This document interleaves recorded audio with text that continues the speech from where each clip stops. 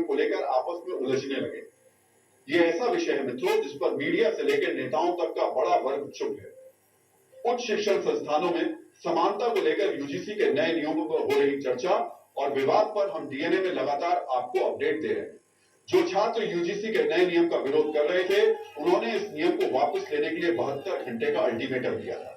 यह अल्टीमेटम आज रात 12 बजे खत्म हो जाएगा। छात्रों का आरोप है कि यूजीसी का यह नियम कैंपस में छात्रों के बीच असमानता फैला रहा है। आरोप लग रहे हैं कि नए नियम से छात्रों में वैमनस्य बढ़ा है। पहले आप इस नियम का विरोध कर रहे लोगों की बात सुनिए। खिलवाड़ किया जा रहा है, उन पर भिन्न भिन्न प्रकार के गलत आरोप लगाए जाएंगे और जो आरोप लगाने वाला है अगर वो आरोप झूठे पाए जाते हैं तो उसके बाद में उन आरोपियों जिन्होंने आरोप लगाया है उनके लिए कोई सजा का भी प्रावधान नहीं है। तब बच्चों में लड़ाई हो जाती है आपस में। जैसे कोई कह रहा है कि कोई टॉपर बच्चा है, हमारा बच्चा कोई अच्छा टॉप कर रहा है, उसको लग रहा है कि नहीं इसको टॉप नहीं करने दे रहा, इसके ऊपर 2 मिनट में वो लगा देगा एक कि इसने मुझे ऐसा बोल दिया, उसका तो भविष्य खराब हो गया। एक हीन भावना, एक मानसिक टॉर्चर किया जा रहा है, क्योंकि जो भी समिति बनाई जा रही है इसमें जो समिति में सदस्य रखे जाएंगे सब या ओबीसी के होंगे या एससी के होंगे। किसी भी यूनिवर्सिटी में हम अपने बच्चे को पढ़ाने ले जाए, कैंपस में रहे तब उसका मानसिक उत्पीड़न होगा, स्कूल में होगा तब उसका मानसिक उत्पीड़न होगा। अपराधी बन गया है तो कैसे अपराधी हो गया है, तो ये सब चीज का सरकार को और इसका संशोधन करने का काम करें। आरोप लगा है ये बिल कैंपस में मन भेद की दीवार खड़ी कर रहा है। इसलिए आज हम यूजीसी के नए नियम को बनाने की पूरी प्रक्रिया की जानकारी आपसे शेयर कर रहे हैं। केंद्र सरकार ने 13 जनवरी 2026 को यूजीसी के नए नियम को नोटिफाई किया। यह नियम 15 जनवरी से देश के सभी विश्वविद्यालयों में लागू हो गया, लेकिन इसे बनाने की प्रक्रिया पहले शुरू हो गई। रोहित वेमुला की आत्महत्या से जुड़े केस में सुप्रीम कोर्ट ने यूजीसी को निर्देश दिया था कि 2012 के पुराने नियमों को मजबूत करने के लिए नई गाइडलाइंस बनाई जाए। इसके बाद यूजीसी ने एक ड्राफ्टिंग कमेटी बनाई। इस कमेटी ने नए नियम का ड्राफ्ट बनाया। यूजीसी ने नए नियम के ड्राफ्ट पर 27 फरवरी 2025 को आम लोगों से राय मांगी। नए नियम पर आम लोगों की राय लेने के बाद यूजीसी ने इसे सरकार को भेज दिया। सरकार ने इस ड्राफ्ट को संसद की शिक्षा, महिला, बाल और युवा संबंधी मामलों की संसदीय समिति को सौंप दिया। संसद की इस समिति ने यूजीसी के ड्राफ्ट रेगुलेशंस की समीक्षा की। कमेटी के अध्यक्ष राज्यसभा में कांग्रेस सांसद दिग्विजय सिंह हैं। इस कमेटी में BJP, TMC, DMK, Samajwadi party, आम आदमी पार्टी, शरद पवार वाली एनसीपी, अजीत पवार वाली एनसीपी और सीपीएम के सांसद सदस्य हैं। कमेटी ने 8 दिसंबर 2025 को यूजीसी के ड्राफ्ट में कुछ बदलाव कर इसे सरकार को सौंप दिया। सरकार ने इस ड्राफ्ट को 13 जनवरी को नोटिफाई किया। नए नियम का समर्थन करने वाले छात्र क्या कह रहे हैं, इन्हें भी सुनना जरूरी है। सबको समानता का अधिकार मिलना चाहिए और जो यूजीसी की गाइडलाइन ने जिस तरीके से इक्वलिटी की बात करी है उसका हम स्वागत करते हैं। जो संसदीय कमेटी ने और यूजीसी की संसदीय कमेटी के अंदर पारित होते हुए यूजीसी की गाइडलाइन के अंदर जो इक्वलिटी की बात रखी गई है वो बिल्कुल सरासर सही है और इसका हम समर्थन भी करते हैं। मैं इसके इम्प्लीमेंटेशन में विश्वास रखता हूँ कि ये गाइडलाइंस इम्प्लीमेंट होनी चाहिए। और आज शहर में बैठे हैं, जयपुर के अंदर खड़े हैं, लेकिन अगर अपन किसी पिछड़े जगह पे जाएं जहाँ पे इतनी सुविधाएं नहीं है, वहाँ पे देखते हैं जो लोग हैं एसटी एससी के हैं, लोग इतने ऊंचे तबके के नहीं है, उनके साथ गलत व्यवहार होता है, तो वहाँ पे जरूरत भी है। सुप्रीम कोर्ट के आदेश के बाद पूरी प्रक्रिया का पालन कर राजनीतिक सहमति के बाद यूजीसी के नए नियम को नोटिफाई किया गया। मित्रों, आपके मन में सवाल होगा कि संसद का सत्र चल नहीं रहा है, यूजीसी के नए नियम को संसद में पेश नहीं किया गया, फिर ये कानून कैसे बन गया? इसे आसान शब्दों में समझिए। देश में यूजीसी एक्ट 1956 में बना था।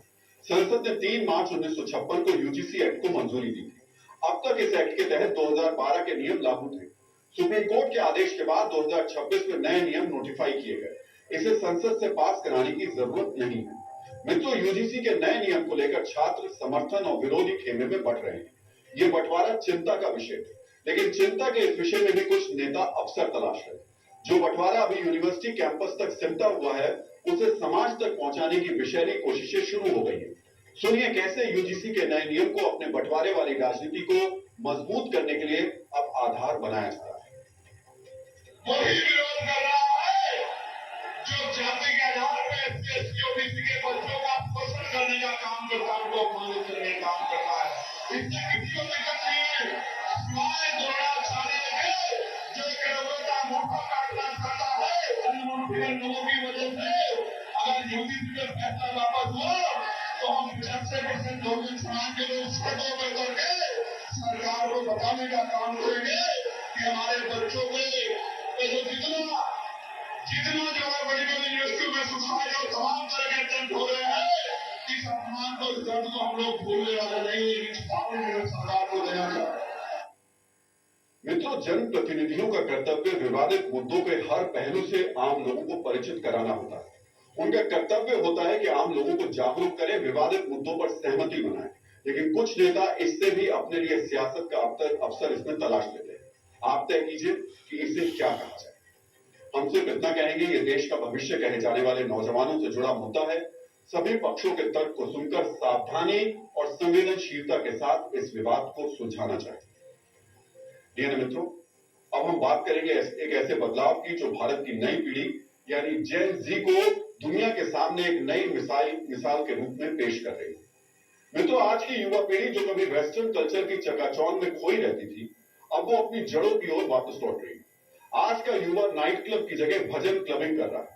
मित्रों, हम डिजिटल युग में भारत के युवाओं के डिवोशन के इसी ट्रेंड का विश्लेषण करने वाले हैं। मित्रों, युवाओं के इस ट्रेंड ने प्रधानमंत्री मोदी का भी ध्यान अपनी ओर खींचा। कल मन की बात में पीएम ने परंपरा और आधुनिकता के अनूठे संगम पर बात की।